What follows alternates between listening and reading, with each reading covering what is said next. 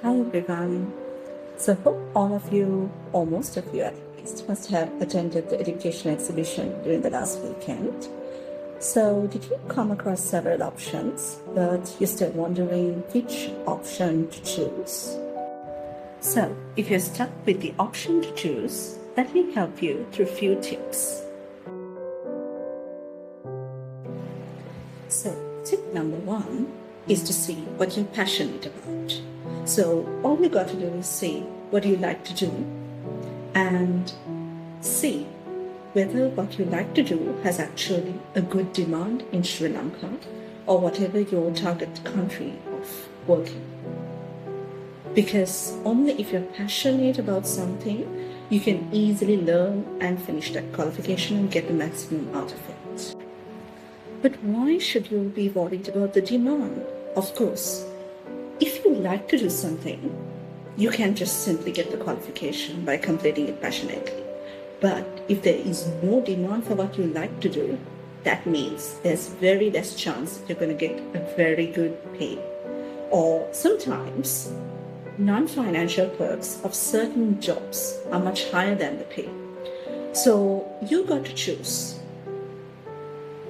your passion, plus you have to see whether it's something that has a good demand in the current level of the labor market, plus what other options do you have in other countries, maybe the Middle East, maybe Aussie, maybe Canada, wherever you are having kind of a plan, at least in the long term, to go to.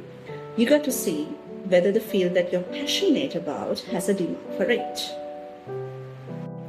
So what if there is a demand? If there is a demand, you should definitely see what is the minimum requirement that you need to achieve in order to land in that job, and what is the available career pathway. Whether the qualifications that the education exhibition offered you, whether those options allow you to meet that minimum criteria to achieve that target career pathway. So, if those options provide you what you're looking for, then the next thing you got to say is about the affiliated universities or the university that provides you the qualification, the reputation of it, or the rank of it. And also, if you're looking for local options, definitely you got to look for the UGC recognition or UGC approval. And especially, my dear colleagues, if you are aiming to go to the Middle East for any jobs, especially the administration jobs, etc., teaching, nursing, whatever, always remember, only if you have a UGC recognized or UGC approved degree, your qualification is recognized. If the Sri Lankan Ministry of Foreign Affairs is not approving that qualification or not willing to attest it, it's a big no that you cannot, it's a very big no unless your employer is very lenient. It's very difficult to get a job in the Middle East, especially.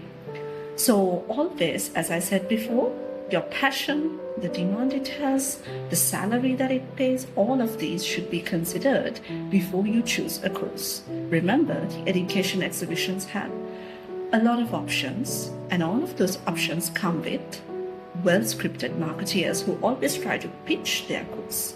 So you have to be smart and you have to decide which is more suitable to you.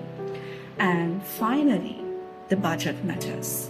How much of cash or how much of money do you have to fund your education? This can be in terms of money in hand. This can be in terms of an educational loan, whichever the case. And just one hint, if you are trying to get a qualification using an education loan, my personal advice to you would be to choose the option that gives you the earliest ROI. So try to make sure that you get a qualification where the failure rate is low.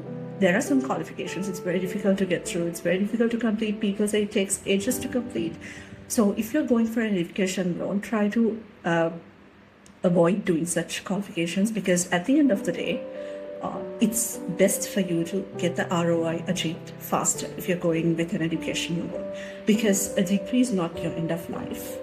You are earning a degree in order to make your life better.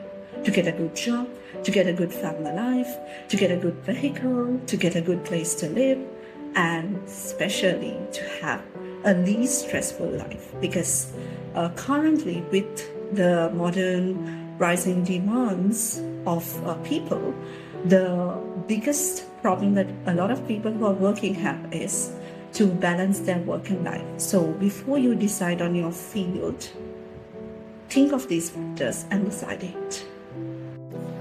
Plus, there are so many universities that offer scholarship options or on-the-spot admissions. So when you walk into an education exhibition or when you walk into a university aiming at admissions, don't forget to take your well-prepared CV. And when I say well-prepared CV, your CV has to have your education qualifications. If you have any professional experience, please share those. And also, if you have any particular achievements as a team or in terms of sports, memberships in clubs, memberships in communal events, even it can be your church event. So all of these should be summed up in your CV, because your CV is the passport to get the correct admission, to get the correct scholarship. Even though you have so many things, if you don't put it in your CV, no one's going to know what you exactly have. You cannot carry 2 or 3 files and go for a university admission interview.